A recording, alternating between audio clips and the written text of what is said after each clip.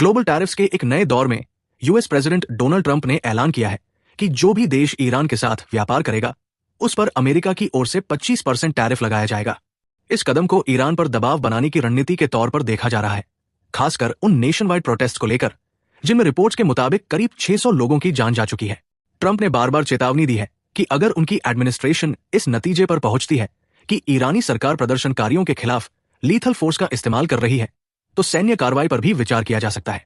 Trump ने कहा कि ये एक ऐसी सीमा है जिसे ईरान क्रॉस करना शुरू कर चुका है और इसी वजह से उनकी नेशनल सिक्योरिटी टीम के भीतर वेरी स्ट्रांग ऑप्शंस पर चर्चा हो रही है।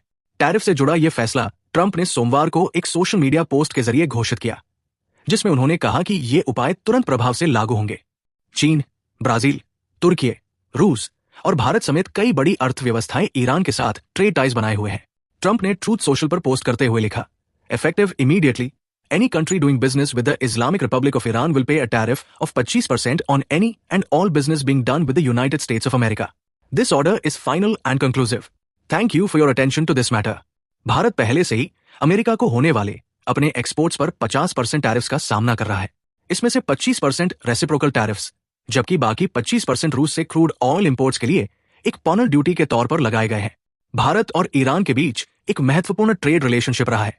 मिनिस्ट्री ऑफ एक्सटर्नल अफेयर्स के अनुसार हाल के वर्षों में भारत लगातार ईरान के टॉप 5 ट्रेडिंग पार्टनर्स में शामिल रहा है। ईरान को भारत के प्रमुख एक्सपोर्ट्स में राइस, खासतौर पर basmati, T, sugar, pharmaceutical products, manmade staple fibres, electrical equipment और इमिटेशन ज्वेलरी शामिल है।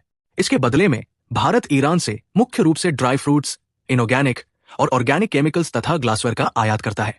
रिपोर्ट्स के मुताबिक ईरान भारतीय बासमती राइस के लिए एक बेहद अहम मार्केट है और हर साल आमतौर पर 10 लाख टन से ज्यादा बासमती राइस खरीदता है। परंपरागत रूप से ईरान भारतीय बासमती राइस के सबसे बड़े ओवरसीज मार्केट्स में रहा है। बताया जाता है कि ईरान हर साल करीब 12 लाख टन बासमती राइस खरीदता है, जिसकी ट्रेड वैल्यू लगभग 12,000 करोड़ रुपए आकी जाती है।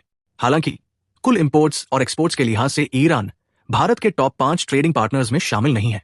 मिनिस्ट्री ऑफ कॉमर्स के डैशबोर्ड के मुताबिक फिलहाल भारत के सबसे बड़े एक्सपोर्टिंग डेस्टिनेशंस में United states of America, United Arab Emirates, Netherlands, China और यूनाइटेड किंगडम शामिल है, जो मिलकर भारत के कुल एक्सपोर्ट्स का करीब 41% हिस्सा बनाते हैं।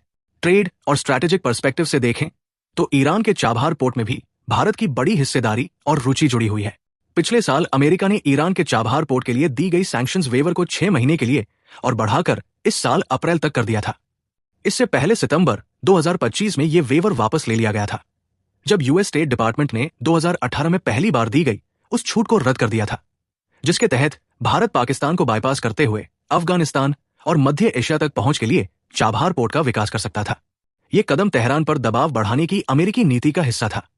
अगर यह एग्जेम्पशन खत्म हो जाती है तो पोर्ट के संचालन या उससे जुड़ी गतिविधियों में शामिल एंटिटीज पर Iran freedom and counter proliferation act के तहत अमेरिकी पेनल्टीज लग सकती है।